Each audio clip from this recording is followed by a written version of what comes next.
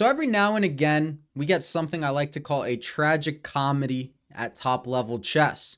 It's something that could only happen in the chess world between two top level guys. And here we have world number one facing world number two. What could be more entertaining than that? You couldn't write a story this good. We got Magnus Carlsen with the black pieces versus Hikaru with the white pieces. Hikaru needs to win to force an OT, game 5, whatever you want to call it. And he resigns in a winning position. So we're going to look over this goofy game. We're going to talk about it. And let's get into it. Let's keep the intro short today. We get knight f3, so he's playing a ready. The argument for playing such an opening is you're not letting your opponent know which pawn you're pushing. Pawns are the exoskeleton of the position. If they don't know which pawn they're pushing, they don't know how to develop their pieces around your pawn structure that doesn't yet exist. So Magnus passes the ball back into white's court rather. He's like, I'm not committing a pawn either. You go first. I want to see which way you're going. We got g3, we get a fianchetto, and Magnus, liking imbalances, goes for a fianchetto on the opposite end of the board. So we're going to have two bishops staring at each other. It's move 3, and tensions are already high between world number 1 and world number 2. Say, I should be a commentator. Did you hear this verbiage? Great verbiage. Don't mind if I do. We get pawn to d3, pawn to c5. This is like the Fischer game we reviewed 2 videos ago. It's almost like a Neo-Catalan for black. And that's what we get. And we get pawn to e4. He's like, I'm closing off this diagonal. Maybe you could use your light squared bishop, then I can use mine. So we'll save the beef for another day. Pawn to d6, all right? It's like a semi-Slav shifted over a couple. What is that called? Transforming a pawn structure. Math class. All right, Magnus goes for a double fianchetto, so it's literally like the Fischer game verbatim. And we get knight to g5. You guys might be like, oh my goodness, he's breaking principle. And other people might be like, he is playing the fried liver. I study my openings. Guys, it might resemble a fried liver, right? But there's got to be a bishop on c4, and it's got to be an Italian game. So it's not the fried liver, but it is moving the knight twice. Why would he play such a move? The reason he played knight to g5 is because he wants to go pawn f4. Nakamura is an aggressive player. He knows he can beat Magnus at his best, and he wants to go f4 to put pressure on black's king. Magnus plays the move h6, which softens his fianchetto. So it creates a tangible target for white. So though white has already moved his knight 1, 2, 3 times to the side of the board, he can play f4, which is what he wanted to do, and h6 is a tangible target. So pros and cons, imbalances, the best have to create them. Otherwise, it's always just going to be a draw. Who wants a draw? Nobody. This game resonated with me particularly because I have a bunch of chess students, and sometimes they resign in winning positions, more so in online games than tournaments. And I'm like, guys, please, this pains me. Please don't resign. You can always come back when you're down a piece. You can come back. You can, it's never too late to fall into a stalemate. We've all been there. And yeah, so I was like, if world number 2 did it, now they're going to have a great argument against me. They're going to be like, he resigned in a winning position. I'm going to be like, but does that make it right?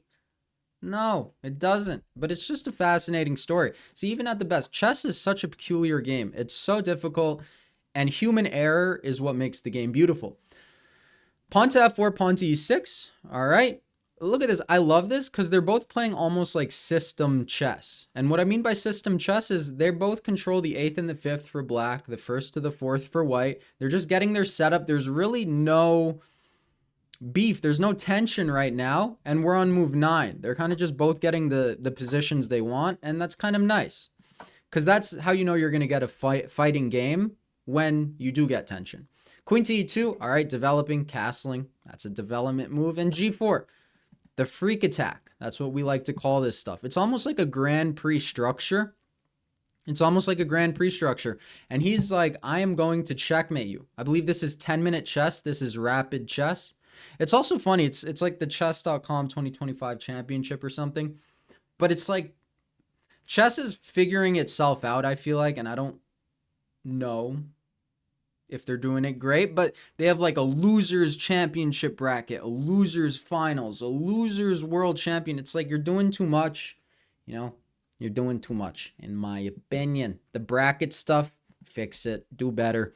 Pawn to b5. So Magnus sees an attack on the king side, and Magnus sees an attack on the king side, so he's like, I'm going to strike on the queen side, right? If you strike on one end, you're supposed to strike on the other. That's great principled chess. That's how you keep equality. Pawn to g5 and knight to h7. Right? You don't want to take this guy and allow the knight. That would be a beautiful outpost for the knight. So he doesn't want that. He goes knight h7, and Nakamura successfully weakened Magnus's king side. Queen to g4, all right. All out attack. We get pawn to b4, and see, he's striking on the opposite end of the board. Something like pawn to f5 looks attractive because the g pawn is pinned, but it's just too premature. Right, Magnus would probably take the bishop. We would have to get rook takes bishop. And see, it looks like there's a big attack here, but there's not a big attack here. Say this. The board is opening up in black's favor, and you don't want to do that. You don't want to prematurely push pawns. Don't do that. So we get queen to g3, preemptively stepping back out of any way of an attack onto a safer square. We get pawn takes, and bishop to a6. Good move. Magnus is like, I have the b file now. I'm going to hit the base of your pawn chain. That is a weakness. Maybe we're going to get c4, poking and prodding, right? If you attack the base of the pawn structure, you're threatening the integrity of the pawn chain as a whole. Knight to d2 development. Queen to g3 guards d3, right? You see these moves and they just end up doing all the jobs that are needed to be done. Queen to a5. See, look at this. Don't get tunnel vision. I feel like a lot of people see an attack on the king side and they're like, oh my goodness, I need all the defense in the world on the king side. It's actually quite the opposite. You're playing into your opponent's hand when you do that. It's way better to create threats on the opposite end of the board, because then they're going to need to bring some forces over to the other end of the board, and then their attack is not going to come to fruition. Right? It's like a diversion. Think of it as like a war, something like that. Bishop to b2. Defending the pawn that was being attacked, and we get queen to b5. So Magnus should have gone queen b6. It's just a better diagonal for the queen. There's more threats, but he's like, I'm going to threaten these two things instead. Sensible, but knight to c4 stops both. It defends the pawn and it defends the bishop. We get knight to a5 trying to trade off pieces. Nakamura's like, sure. And see, the nice thing about Magnus is he likes to create imbalances. So like, is he going to take the knight? No, he's going to take the bishop. Arguably a much better piece. Now he's aiming at c3. This knight is on the side of the board. You know, it's a nice position for black. Equal though. Pawn to c4, stopping the threat on the pawn on d3, but opening up black's queen to retreat on this diagonal. We get pawn to e5, creating a symmetrical pawn structure. So what should white do? Should he take? No. He should push, right? He's clearly going for a kingside attack. We get queen to d2, pawn takes. This looks very scary. So white wins a pawn with check. And why is he not better? Why is white not better? Well, he's not better because black can go king to h8. Something, my monitor just turned off and I was just burning time, burning the clock, mind you. But black can go king h8 and create an attack over here on the g file. So though black lost a pawn, he has full compensation, arguably more than full compensation, for the pawn that he lost. So we get king h8 prediction of the year. Why can Nakamura not win a free bishop? Well, simply because it's just not free. It's just not a free bishop. That's why. So we get knight to b3, jumping in, attacking the queen, jumping backwards, attacking the queen. Black picks up a check. We get king to h1.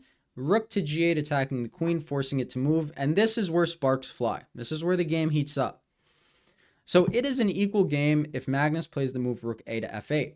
Rather than playing that move, he goes for a sacrifice. This is the Magnus effect at its finest. It's almost like the Tal effect, but quite different. But people just believe since it's Magnus, it's the best move, right? Imagine being so good at chess that you can make a blunder and people, you just have so much respect on your name that you're like, oh my goodness, that's a brilliant sacrifice, not a blunder. But they keep playing. Okay, king takes, forced, rook to g8 check, king back to h1, and bishop to c8. A nice retreating move, aiming at this knight. The only move to hold, rook to f3, and of course, world number 2 is going to find it. So he goes rook to f3, gaining a tempo on the queen. We get queen to e2, Rook to g1. Again, he's finding only moves, trying to trade because he's up material. You want to simplify the position when you're up. And bishop to g4. And in this position, Nakamura resigned. But there is a winning move. Try to see if you could find something that world number 2 could not. The reason he resigned is because you're getting forked and you're probably just getting checkmated. Except you're not if you find the move rook f to g3. This is what he missed. You might be like, doesn't he lose a queen? No, he doesn't lose a queen because this is checkmate. So rook f to g3 would just put the... I mean, Magnus might resign in this position, and that would be a fair resignation because there's just nothing there. What's the best he could go for? Maybe queen f3 takes. Of course, he can't take the rook because queen would take the bishop. So he would take this, and you would just get a position like so, where white is up not only a pawn, but an exchange on top of the pawn. And all these pieces are on the h-file. Black wouldn't do anything. Black would probably resign. And then it would be tied 2-2. But instead it was 3-1. Magnus wins. So a fascinating game. A great story. Did you guys know about this? Am I late to the party? Usually I don't do videos on stuff that everybody's going to do a video on. But, I mean, this one wrote itself. Thank you guys as always for watching. I'll see you next time. Peace.